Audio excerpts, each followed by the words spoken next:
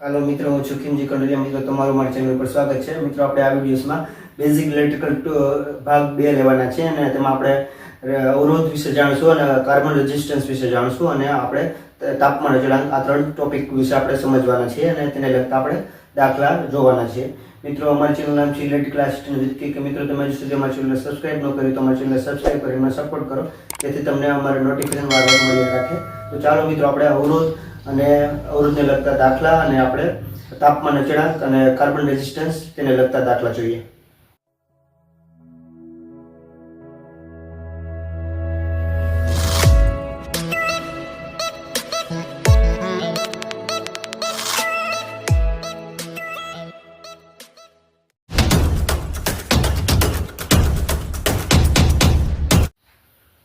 મિત્રો, આપણે અવરોધ જોઈએ તો અવરોધની આપણે વાત કરીએ તો અવરોધ એટલે એક પ્રકારનો આપણે દેશી ભાષામાં જોઈએ તો કોઈ પણ વસ્તુમાં આપણે જેમ કહેતા કે આપણે જાય છે તો વચમાંથી કાળી મીંડળી નીકળે છે તો આપણે કે વિઘ્ન આવ્યું તો અવરોધ આવ્યો, એટલે એવું કંઈક થાય। અવરોધ એટલે કંઈ પણ રોકાવટ આવે કે રોકવું આપણને કોઈ પણ રીતે, માનસિક રીતે કે ગમે તે રીતે આપણે રોકાતા હોય તેને અવરોધ કહેવામાં આવે છે।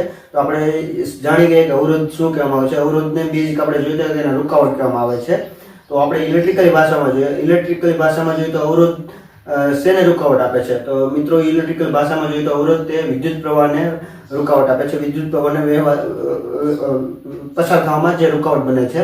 તો આપણે તેની ઇલેક્ટ્રિકલ ભાષામાં વ્યાખ્યા જોઈએ તો કોઈ પણ વાહકમાંથી વહેતા વિદ્યુત પ્રવાહને જે પસાર થવામાં જે રૂકાવટ કે અડચણ બને તેને અવરોધ કહેવામાં આવે છે। સાચી વ્યાખ્યા આપણે જોઈએ તો કોઈ પણ વાહક, કોઈ પણ કંડક્ટર, કોઈ પણ તારમાંથી જો વિદ્યુત પ્રવાહ વહેતો હોય તેને વહેવામાં રૂકાવટ બને તેને અવરોધ કહેવામાં આવે છે। અવરોધને ઇંગ્લિશમાં કહેવામાં આવે છે રેઝિસ્ટન્સ। તો તેના ઉપરથી આપણું સંજ્ઞા પણ અવરોધની સંજ્ઞા થાય છે, આપણો આર થાય છે। રેઝિસ્ટન્સ ઇંગ્લિશમાં કહેવામાં આવે છે, એના ઉપર સંજ્ઞા આવે, અવરોધની સંજ્ઞા થાય છે આર।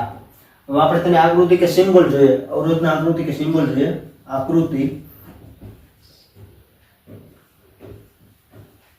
સિમ્બોલ તો પેલો આવી રીતે આકૃતિ હોય છે, તેને અવરોધ કહેવામાં આવે છે। અને બીજી આકૃતિ આપણે જોઈએ તો બદલતો અવરોધ અને ઇંગ્લિશમાં કહેવામાં આવે છે વેરિયેબલ રેઝિસ્ટન્સ અને આને કહેવામાં આવે છે રેઝિસ્ટન્સ। હવે આપણે અવરોધ છે તો અવરોધનો આપણે એકમ પણ પરીક્ષામાં પૂછે તો અવરોધનો એકમ શું થાય છે? એકમ થાય છે ઓહમ। અને અવરોધને શેનાથી માપવામાં આવે છે કે કયું ઇન્સ્ટ્રુમેન્ટ છે કે કયું સાધન છે તેનાથી માપવામાં આવે છે અવરોધ? તો શેનાથી મપાય તો અવરોધ ઓહમ મીટરથી અવરોધ માપવામાં આવે છે। ઓહમ મીટરથી અવરોધને માપવામાં આવે છે। આપણે આમાં જાણ્યું કે અવરોધની સંજ્ઞા શું છે, તેની આકૃતિનો સિમ્બોલ શું છે અને તેનો એકમ શું છે અને શેનાથી તેને માપવામાં આવે છે। હવે આપણે જોઈએ અવરોધનું સૂત્ર શું હોય છે। અવરોધ શેમાંથી હોય છે? અવરોધ આપણે બને છે કે કોઈ પણ કંડક્ટર, તો આપણે કંડક્ટર લઈએ, આ છે એક જાતનો કંડક્ટર એટલે વાયર, અને આ છે તેનું ક્ષેત્રફળ, એ બરાબર તેનું સૂત્ર થાય છે pi r square pi d square ના છેદમાં 4। આર છે તે ત્રિજ્યા છે, ડી છે તે વ્યાસ છે, વ્યાસનો ડી બરાબર 2r થાય છે ત્રિજ્યા। હવે આપણે જોઈએ તો અવરોધનું સૂત્ર જોઈએ, અને કોઈ પણ કંડક્ટર હોય તેની લંબાઈ પણ હોય છે l। હવે આના ઉપરથી આપણે અવરોધનું સૂત્ર આપણે જોઈએ તો અવરોધનું સૂત્ર આવું બને છે r બરાબર ρl/a। આ અવરોધનું સૂત્ર છે। અવરોધનું સૂત્ર આપણે પરીક્ષામાં ડાયરેક્ટ પણ પૂછાઈ શકે છે કે આમાં સાચું સૂત્ર કયું છે। તો અવરોધનું સૂત્ર છે તો ρ છે તે શું છે? ρ છે તેને વિશિષ્ટ અવરોધ કહેવામાં આવે છે। વિશિષ્ટ અવરોધનો એકમ પૂછે તો વિશિષ્ટ અવરોધનો એકમ થાય છે ઓહમ મીટર। વિશિષ્ટ અવરોધનો એકમ થાય છે ઓહમ મીટર। અને એવી રીતે લંબાઈ પૂછે, l બરાબર લંબાઈનો એકમ છે મીટર, લંબાઈનો એકમ છે મીટર। એ છે તેને ક્રોસ સેક્શનલ એરિયા પણ કહેવામાં આવે છે અને આડછેદનું ક્ષેત્રફળ કહેવામાં આવે છે ગુજરાતીમાં। આડછેદનું ક્ષેત્રફળ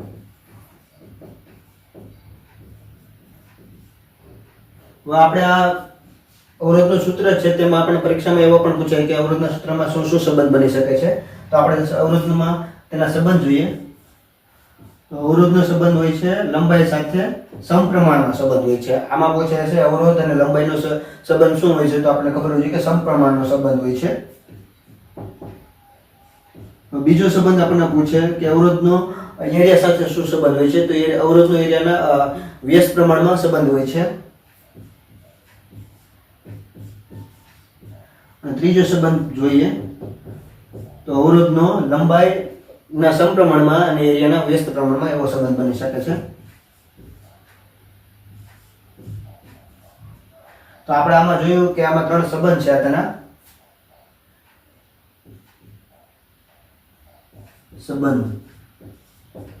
સંબંધો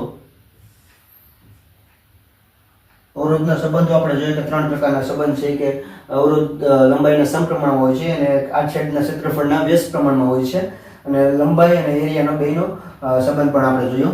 હવે આપણે ત્રણ સંબંધ જોયા અને આમાં આપણે અવરોધ છે તેનું જાણ્યું કે તેની વ્યાખ્યા શું થાય છે. અવરોધ છે કોઈ પણ વાહક, કોઈ પણ તાર છે વાહક, તેમાંથી વિદ્યુત પ્રવાહ વહેતો હોય તેને વહેવામાં જે અડચણ કે રૂકાવટ બને તેને અવરોધ કહેવામાં આવે છે. અને અવરોધનું આપણે સૂત્ર જોયું, તેને આપણે આકૃતિ જોયું, સંજ્ઞા જોઈ અને તેનો એકમ જોયું, અને શેનાથી મપાય છે, ઓહમ મીટરથી મપાય છે. અને આ તેના ત્રણ સંબંધ જોયા. અને વિશિષ્ટ અવરોધ છે, વિશિષ્ટ અવરોધનો આપણે એકમ જોયો, ઓહમ મીટર થાય છે. આ પરીક્ષામાં પૂછાય છે વિશિષ્ટ અવરોધનો એકમ. તો આપણે બધું વસ્તુ આપણે જાણી તો તમે નોટ ડાઉન કરી શકો છો. અને આપણે આ ત્રણ સંબંધ છે આપણે અવરોધના, તેના વિશે આપણે આગળ જાણશું કે કોઈ પણ વાહક કે તારમાંથી કોઈ પણ ફેરફાર કરવામાં, લંબાઈમાં ફેરફાર કરવામાં આવે કે આડછેદના ક્ષેત્રફળમાં ફેરફાર કરવામાં આવે કે બંનેમાં ફેરફાર કરવામાં આવે તો શું શું સંબંધ થાય છે અને નવો અવરોધ કેવો હોય છે તેના વિશે આપણે સૂત્ર જાણશું.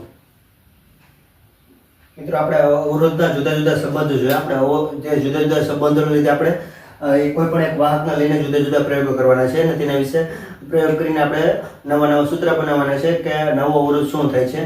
તો આપણે અવરોધના આપણે ત્રણ સૂત્ર જોયા હતા કે અવરોધના આપણે જોયો તો સંબંધ, તેમાં આપણો પહેલો સંબંધ થાય છે લંબાઈના સમપ્રમાણમાં, બીજો સંબંધ થાય છે ક્રોસ સેક્શનલ એરિયાના વ્યસ્ત પ્રમાણમાં, અને ત્રીજો સંબંધ થાય છે લંબાઈના સમપ્રમાણ અને એરિયાના વ્યસ્ત પ્રમાણમાં. આપણે ત્રણ સંબંધ જોયા હતા. હવે આ ત્રણ સંબંધ ઉપરથી આપણે કોઈ પણ વાહક છે તે તાર છે તેમાં આપણે ફેરફાર કરશું અને તેને લગતા આપણે સૂત્ર બનાવશું. હવે આપણે જોઈએ તો એક પ્રકારનો તાર છે. તો તેમાં આ એક આપણે આ વાહક છે, તાર છે. હવે આમાં લંબાઈ છે પેલા L હોય છે, પેલા પછી બંને સાઈડથી તેને લંબાઈ વધારવામાં આવે, લંબાઈ L2 કરવામાં આવે તો નવો રેઝિસ્ટર આ હોય છે R1. તો હવે અહીંયા L1 હોય ત્યારે R1 હોય છે અવરોધ, નવો અવરોધ. ત્યારે L2 કરવામાં આવે ત્યારે નવો અવરોધ શું બને તે આપણે જાણવાનું છે. તો આપણે આ જોયું કે લંબાઈમાં ફેરફાર કરવામાં આવે છે અને આ છે તેને ત્રિજ્યા છે, અને આ છે તેનો વ્યાસ, અને આખું છે તેને ક્ષેત્રફળ કહેવામાં આવે છે, ક્રોસ સેક્શનલ એરિયા અને ક્ષેત્રફળ. તો આપણે હવે આના પછી આપણે પહેલા લંબાઈમાં જોઈશું કે લંબાઈમાં ફેરફાર કરવામાં આવે તો નવો અવરોધ શું બની શકે છે, અને પછી આપણે જોઈશું કે એરિયામાં ફેરફાર કરવામાં આવે કે વ્યાસમાં ફેરફાર કરવામાં આવે કે ત્રિજ્યામાં ફેરફાર કરવામાં આવે તો શું ફેરફાર થઈ શકે છે, નવો અવરોધનું કેવું સૂત્ર બની શકે છે. અને ત્રીજી કન્ડિશન આપણે એવી રીતે લેશું કે ત્રીજી કન્ડિશનમાં એવું જોઈશું કે લંબાઈમાં પણ ફેરફાર કરવામાં આવે અને આડછેદના એરિયામાં ક્ષેત્રફળ ફેરફાર કરવામાં આવે તો કેવું સૂત્ર બની શકે છે.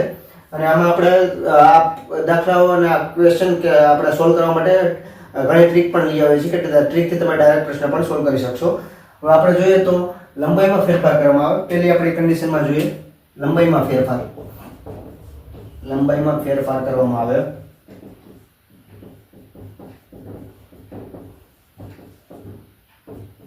તો અવરોધનો સંબંધ છે લંબાઈ પ્રોપોર્શનલ ટુ L. લંબાઈમાં ફેરફાર કરવામાં આવે છે, પહેલા L1 લંબાઈ હોય છે, પછી બમણી કરવામાં આવે કે અડધી કરવામાં આવે, કોઈ પણ જગ્યાએ લંબાઈમાં ફેરફાર કરવામાં આવે તો તેનું સૂત્ર એ બને છે R2 બરાબર L2 ના છેદમાં L1 ગુણ્યા R1.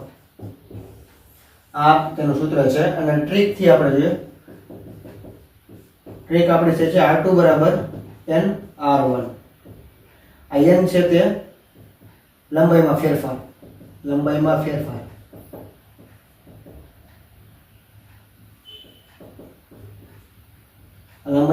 છે. મિત્રો તમે આ ટ્રીક યાદ રાખજો કે ટ્રીકથી ડાયરેક્ટ તમે પ્રશ્ન સોલ્વ કરી શકશો.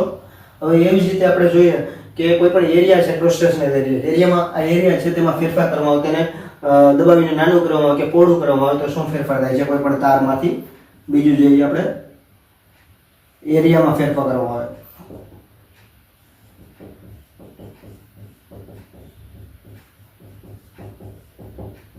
હવે એરિયાની જગ્યાએ તમને આડછેદનું ક્ષેત્રફળ પણ આપી શકે એવો શબ્દ વાપરે કે એરિયાને આડછેદના ક્ષેત્રફળમાં ફેરફાર કરવામાં આવે કે ક્રોસ સેક્શનલ એરિયામાં ફેરફાર કરવામાં આવે. તો તમને બંનેમાં ખબર હોવી જોઈએ કે આડછેદનું ક્ષેત્રફળ પણ એ જ કહેવાય અને ક્રોસ સેક્શનલ એરિયા પણ એ જ કહેવામાં આવે છે.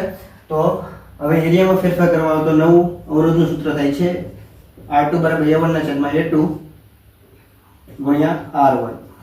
હવે આની ટ્રીક જોઈએ. હવે આમાં સંબંધ આપણો થાય છે અવરોધનો એરિયાના વ્યસ્ત પ્રમાણમાં છે, તેના ઉપરથી આપણે સૂત્ર બનાવેલું છે. અને ટ્રીક જોઈએ તો R2 બરાબર 1/n R1.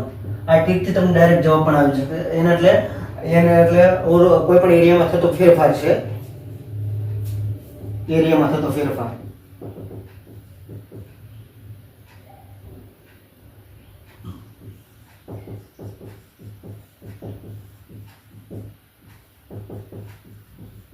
એને એટલે એરિયામાં થતો ફેરફાર.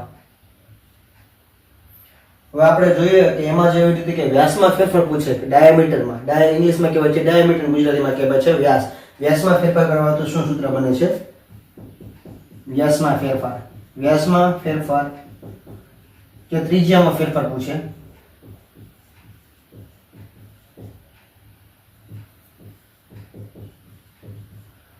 તો એરિયા છે તે એરિયાનો આપણે સંબંધ જોઈએ. એરિયાનો સંબંધ થાય છે પાઈ r સ્ક્વેર ને પાઈ d સ્ક્વેર ના છેદમાં 4.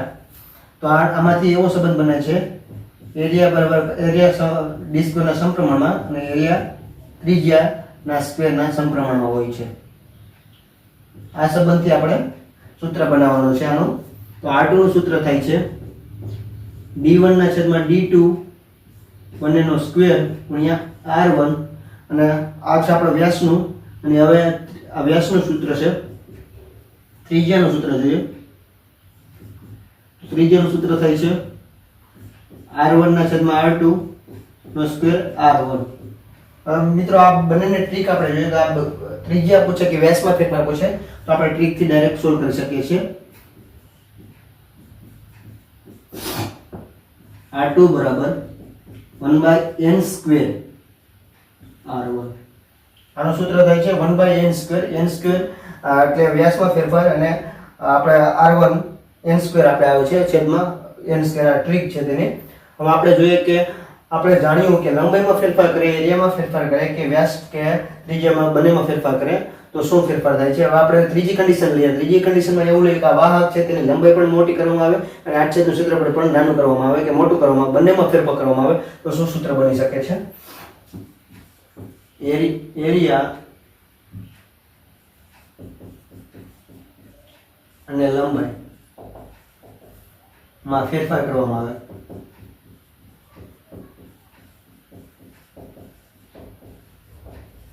તો તેનું સૂત્ર થાય છે R2 બરાબર L2 ના છેદમાં L1 ગુણ્યા A1 ના છેદમાં A2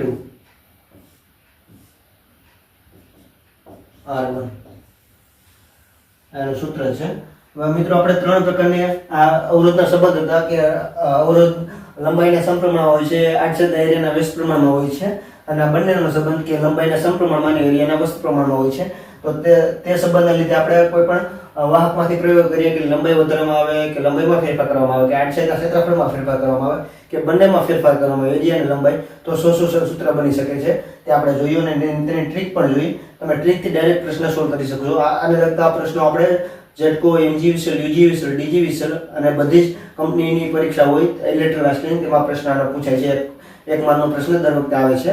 તો મિત્રો તમે આ સૂત્ર અને બધું નોટ ડાઉન કરી લો કારણ કે હવે આપણે આગળ આને લગતા આપણે દાખલા જોશું. તમને દાખલા જોશો તો તમને ખબર પડશે કે આને કઈ રીતે આપણે એપ્લાય કરવું અને કઈ રીતે આપણે દાખલો તે સોલ્વ કરવો. અને ત્યાં ઇલેક્ટ્રિકલ આર્ટ્સની પરીક્ષામાં જે પ્રશ્ન પૂછાણા હશે તે જ આપણે લઈશું તો તમને ખબર પડશે કે આ ડાયરેક્ટ આવી રીતે પ્રશ્ન પૂછાઈ શકે છે.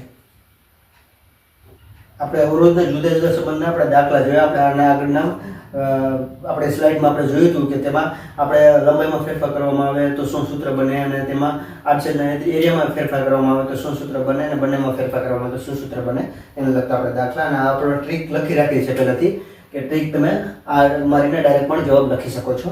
આ 2024માં ઝટકોમાં પ્રશ્ન પૂછાયો હતો. એમાં એવું કહેવામાં આવે છે, જો વિદ્યુત વાહકની લંબાઈ બમણી કરવામાં આવે, લંબાઈમાં ફેરફાર આપેલો છે, લંબાઈમાં બમણી કરવામાં આવે તો તેનો અવરોધમાં શું ફેરફાર થાય છે. L2 બરાબર 2L1 કરવામાં આવેલ છે.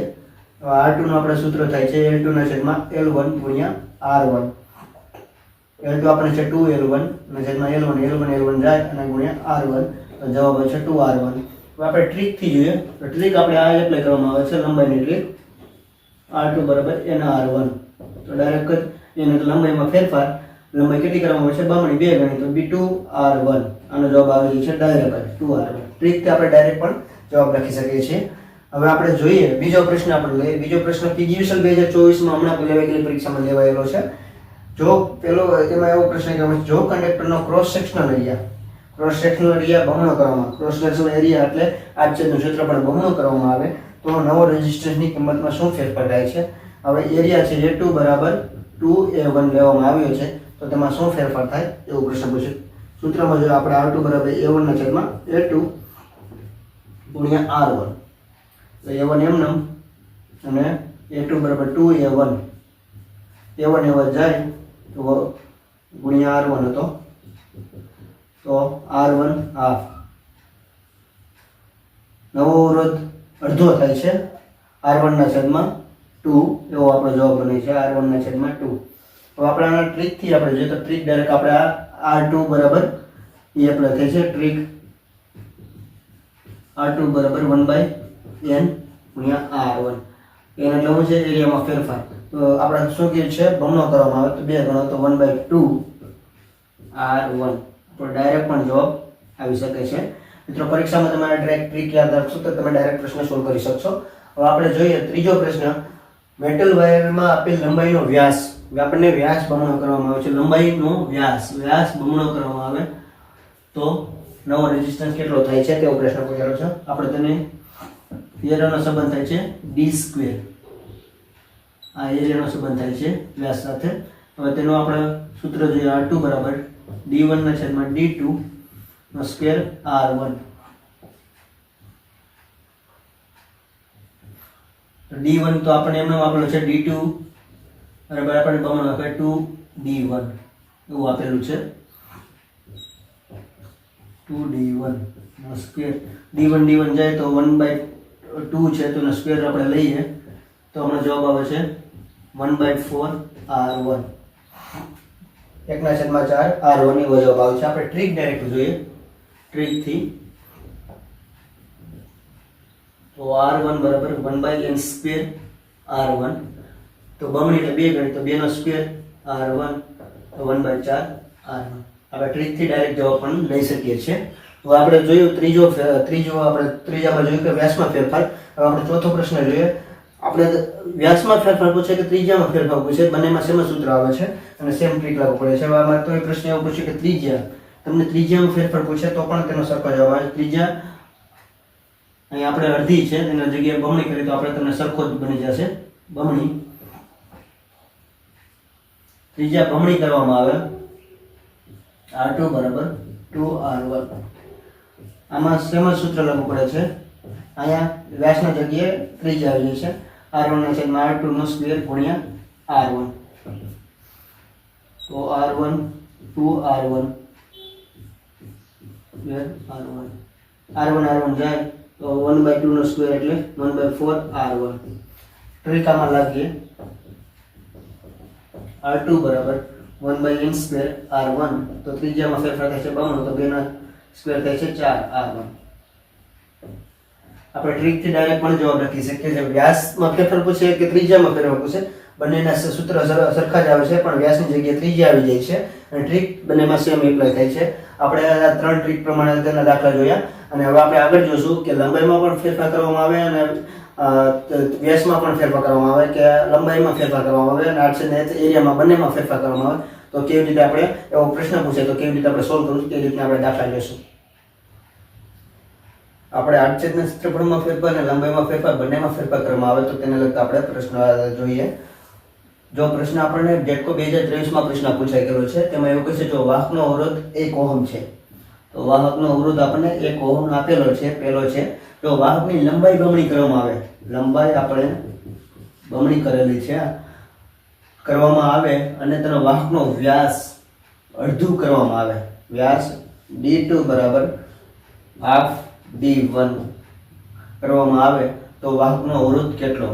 તો આપણને વ્યાસ અને એરિયાનો સંબંધ d² છે ખબર હોવી જોઈએ. એરિયાનો સંબંધ થાય છે a બરાબર a પ્રોપોર્શનલ ટુ સમપ્રમાણમાં d². તો આપણે આનો નવો અવરોધનું સૂત્ર જોઈએ. r2 બરાબર L2 ના છેદમાં L1 ગુણ્યા A1 ના છેદમાં A2 ગુણ્યા R1. R1 તો આપણે 1 ઓહમ આપેલો જ છે તો L2 બરાબર 2L1 અને L1 A1 બરાબર D1 નો સ્ક્વેર, D1 નો સ્ક્વેર આપણા સૂત્ર રિલેશનશિપ આપણે સંબંધ જોઈએ એરિયા સમપ્રમાણ d² ના સમપ્રમાણ હોય છે વ્યાસના તો D1 સ્ક્વેર તો D2 બરાબર 1/2 D1 નો સ્ક્વેર. આવી રીતે આપણો પ્રશ્ન થશે.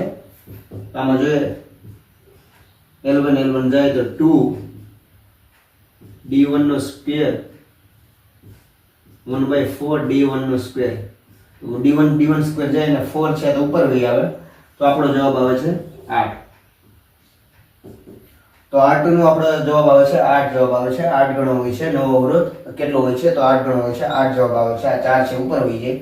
હવે એવી જ રીતે આપણે એક બીજો પ્રશ્ન જોઈએ તે PMGSL 2023 પૂછાઈ ગયેલો છે. તે પ્રશ્ન એવો છે જો વાહકની લંબાઈ બમણી કરવામાં આવે અને આડછેદનું ક્ષેત્રફળ બમણું કરવામાં આવે તો નવો અવરોધ શું થાય છે? આમાં લંબાઈમાં પણ ફેરફાર કરેલો છે અને આડછેદના ક્ષેત્રફળમાં પણ ફેરફાર કરેલો છે તો શું જવાબ આવે છે આપણો? R2 બરાબર L2 ના છેદમાં L1 ગુણ્યા A1 ના છેદમાં A2 ગુણ્યા R1. L2 બરાબર 2L1 અને A2 બરાબર 2A1. આવી રીતે આપણને કન્ડિશન આપેલી છે તો L2 બરાબર 2L1 અને A1 એમને 2A1 ગુણ્યા R1. તો L1 જાય A1 જાય 2 જાય તો નવો અવરોધમાં શું ફેરફાર થાય છે? કાંઈ પણ ફેરફાર થતો નથી. નવો અવરોધ પહેલા જેવો જ રહે છે તો આમાં જવાબ આવશે સરખો રહે છે. તો આવી રીતે પ્રશ્ન પૂછાણ હતા. આપણે લંબાઈમાં ફેરફાર અને આડછેદના ક્ષેત્રફળમાં ફેરફાર થાય તેવી રીતે આપણે દાખલા જોઈએ. આપણે 6 પ્રકારના દાખલા પૂછાય છે.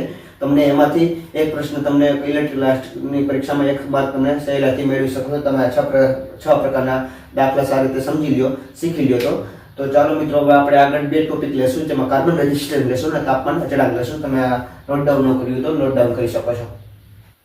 મિત્રો આપણે કાર્બન રેઝિસ્ટર જોવાનું છે. કાર્બન રેઝિસ્ટરના દાખલો ઇલેક્ટ્રિક ક્લાસની કોઈ પણ પરીક્ષામાં વારંવાર પૂછાય છે. તો આપણે જોઈએ તો કાર્બન રેઝિસ્ટર છે એમાં આ 4 રો હોય છે. તેમાં આપણે જોઈએ તો પહેલી હોય છે તે પહેલો કલર હોય છે ફર્સ્ટ કલર, બીજી હોય છે તે બીજો કલર હોય છે અને ત્રીજી હોય છે તે થર્ડ કલર હોય છે અને ચોથું હોય છે ફોર્થ કલર હોય છે. એમાં પહેલા 2 કલર હોય છે, ત્રીજો હોય છે તે ગુણાકાર હોય છે. તો એનું સૂત્ર હોય છે આપણે રેઝિસ્ટરનું પહેલો કલર ફર્સ્ટ કલર ડોટ બીજો કલર અને ગુણ્યા આ ત્રીજો કલર હોય છે ગુણ્યા હોય છે 10 ની ઘાત કલર, 10 ની થર્ડ કલર એ ઘાતમાં લખવાનો હોય છે અને ચોથો કલર છે પ્લસ ઓર માઇનસ ચોથો કલર ફોર્થ કલર. અને કહેવામાં છે ટોલરન્સ. આપણું સૂત્ર છે રેઝિસ્ટરનું first colour dot second colour અને ગુણ્યા 10 ની ઘાત ત્રીજો કલર અને plus or minus fourth colour ચોથો કલર અને તેને કહેવામાં આવે છે ટોલરન્સ. આ મિત્રો આની ટ્રીક છે તમે યાદ રાખવી પડશે કારણ કે તેમાંથી જ આપણે ખબર પડશે કે પહેલો કલર કયો છે, બીજો કલર કયો છે, ત્રીજો કલર કયો છે. હવે આપણે જોઈએ આની ટ્રીક તો BB Roy great but very good wife, gold, silver અને નો કલર. આ ટ્રીક છે તમે આવી રીતે યાદ રાખજો. ગ્રેટ GREAT great but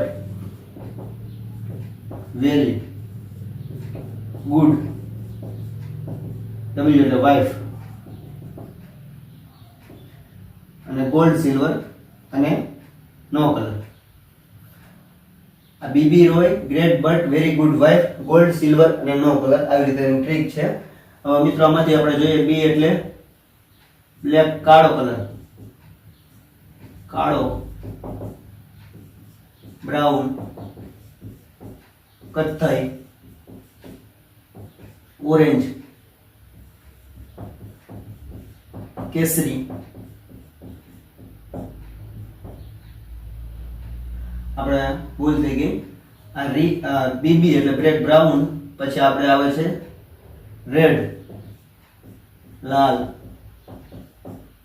પછી ઓરેન્જ એટલે કેસરી કલર, ઓરેન્જ એટલે કેસરી,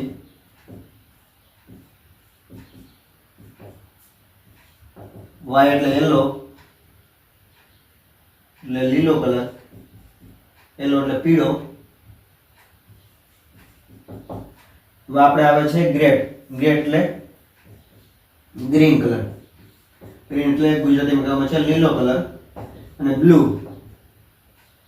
બ્લુ ને ગુજરાતીમાં કહેવામાં છે વાદળી કલર. હવે ત્રીજો આપણે આવે છે વી વાયોલેટ, વાયોલેટ જાંબલી કલર. આપે છે જી એટલે ગ્રે, ગ્રે કલર ને આપણે કહેવાય છે રાખોડી, રાખોડી કલર. અને ડબલ્યુ એટલે વ્હાઈટ થોડો કલર, સફેદ. ગોલ્ડ, જી એટલે ગોલ્ડ, સોનેરી, સોનેરી.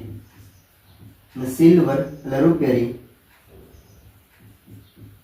રૂપેરી કલર. એન એટલે નો કલર, કોઈ પણ કલર નહીં, નો કલર, કોઈ પણ કલર નહીં. આવી રીતે પૂછે આપણને. હવે આનો સિક્વન્સ જોઈએ આપણે, તો આનો સિક્વન્સ થાય છે 0, આનો સિક્વન્સ થાય છે 1 2 3 4 5 6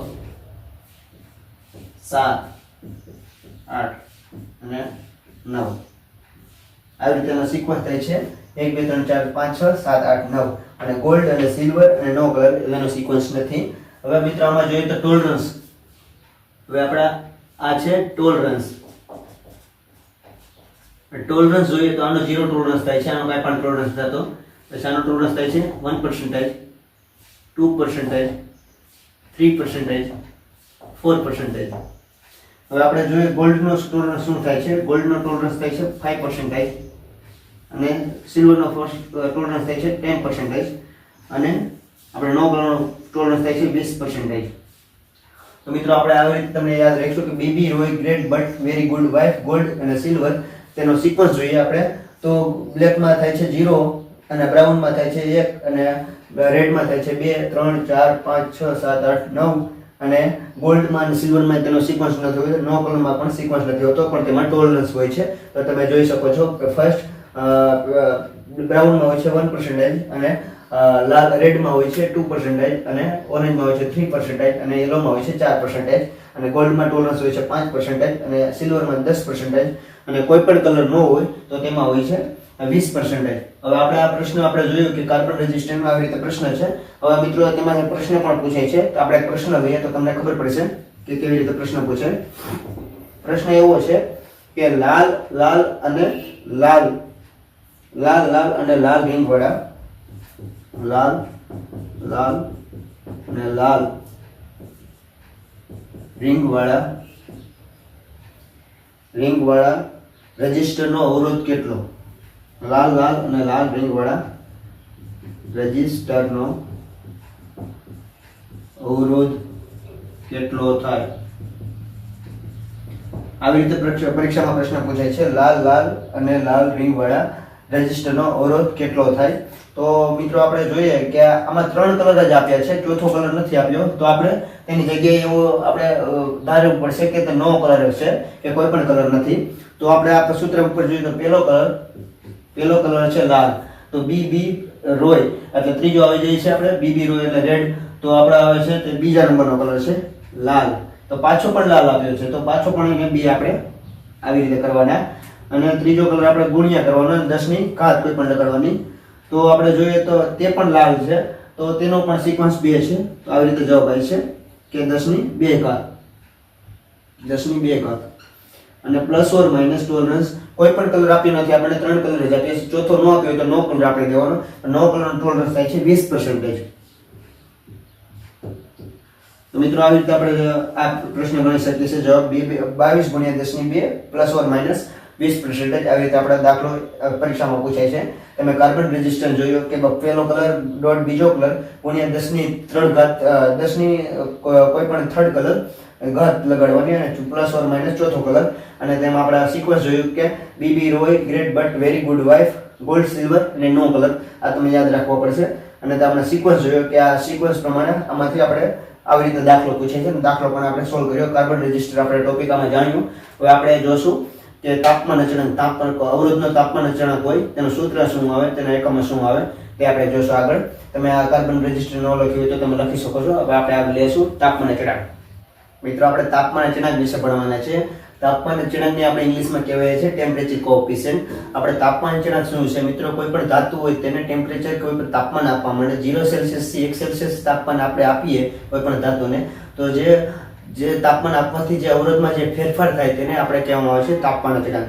તાપમાન અચળાંકને આપણે શું કહેવામાં આવે છે કે કોઈ પણ ધાતુ હોય તેમાં આપણે 0 સેલ્સિયસ થી 1 સેલ્સિયસ તેને તાપમાનમાં વધારો કરવામાં આવે, તે વધારો કરવાથી તેના અવરોધમાં જે ફેરફાર થાય તેને આપણે કહેવામાં આવે છે તાપમાન અચળાંક. તાપમાન અચળાંકના મિત્રો આપણે શેનાથી દર્શાવીએ છીએ? તાપમાન અચળાંકની સંજ્ઞા આપણે જોઈએ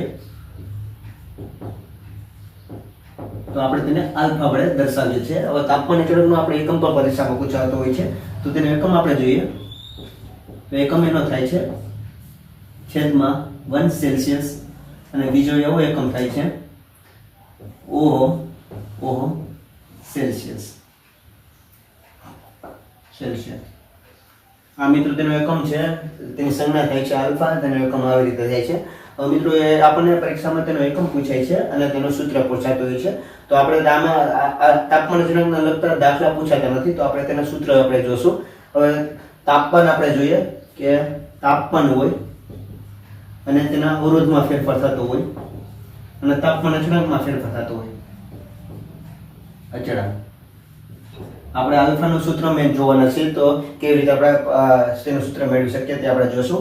હવે 0 સેલ્સિયસ તાપમાન હોય ત્યારે આપણો અવરોધ R0 હોય છે અને આપણો તાપમાન અચળાંક પણ આલ્ફા 0 હોય છે.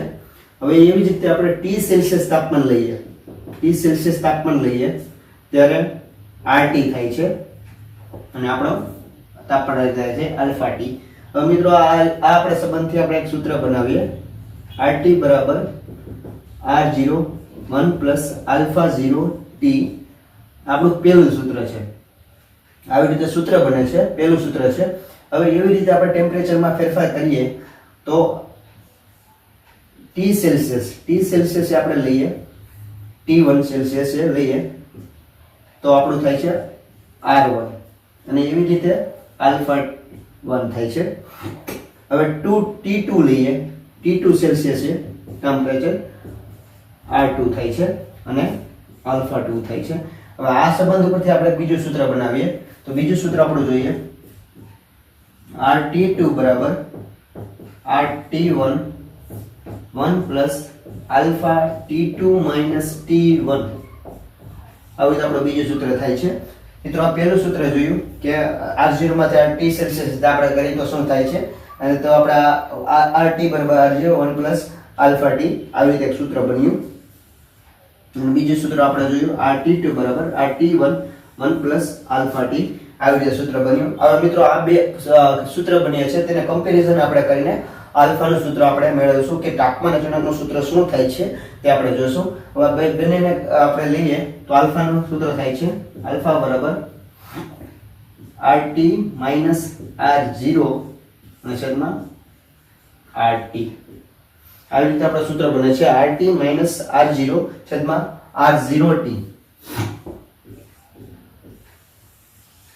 આપણું આલ્ફાનું સૂત્ર છે આ પરીક્ષામાં આ તાપમાન અચળાંકનું સૂત્ર આપણે પૂછાય છે અને RT માઇનસ R0 શું છે તે RT માઇનસ R0 છે તે અવરોધમાં ફેરફાર થાય છે. RT માઇનસ R0 તે અવરોધમાં ફેરફાર છે. તેને આપણે આ સૂત્રને મોડિફાઈ કરીને થોડું આવી રીતે પણ લખી શકીએ છીએ ડેલ્ટા R ના છેદમાં R0T. ડેલ્ટા R એટલે અવરોધમાં ફેરફાર.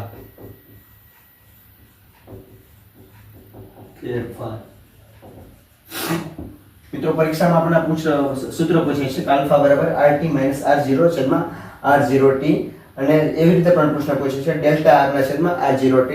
તાપમાન અચળાંકનું આપણે સૂત્ર જોયું. તાપમાન અચળાંકનું સૂત્ર પરીક્ષામાં પૂછાય છે અને એકમ પણ પૂછાય છે અને સંજ્ઞા તેમ થાય છે આલ્ફા. મિત્રો આપણે જોયું કે તાપમાન અચળાંક શું છે, તેના સૂત્ર શું છે અને તેનો એકમ શું છે. તાપમાન અચળાંકનું આપણા મેઇન સૂત્ર છે આલ્ફા બરાબર RT માઇનસ R0 અને છેદમાં R0T અને બીજું જેવી રીતે મોડિફાઈ કરીએ તો ડેલ્ટા R ના છેદમાં R0T. આલ્ફાનું આપણે સૂત્ર જોયું તાપમાન અચળાંકનું. તો મિત્રો આપણે આ વિડિયોસમાં આપણે 3 ટોપિક લીધા કે અવરોધ શું છે, અવરોધ વિશે આપણે જાણ્યું અને કાર્બન રેઝિસ્ટર શું છે અને તેને લગતા આપણે દાખલા જોયા અને તાપમાન અચળાંક આપણે 3 ટોપિક જોયા. તો મિત્રો હવે આપણે આગળ બેઝિક ઇલેક્ટ્રિકનો પાર્ટ 3 લેશું. તેમાં સિરીઝ પેરેલલ તેના વિશે જાણશું અને તેના વિશે આપણે દાખલા જોશું.